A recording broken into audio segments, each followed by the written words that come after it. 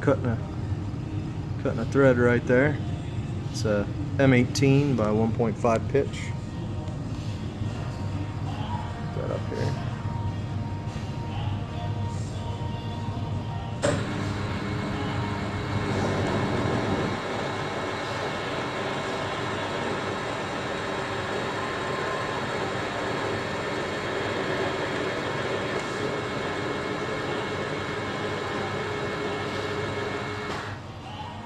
This particular lathe, you can't disengage the half nut when it's in metric mode, so I have to physically turn the lathe off and run it back and forth. So that's what you see me doing here.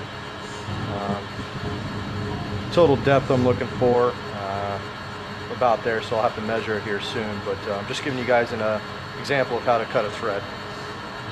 So just keep doing that in small increments till you get a decent looking thread, and should have what you need.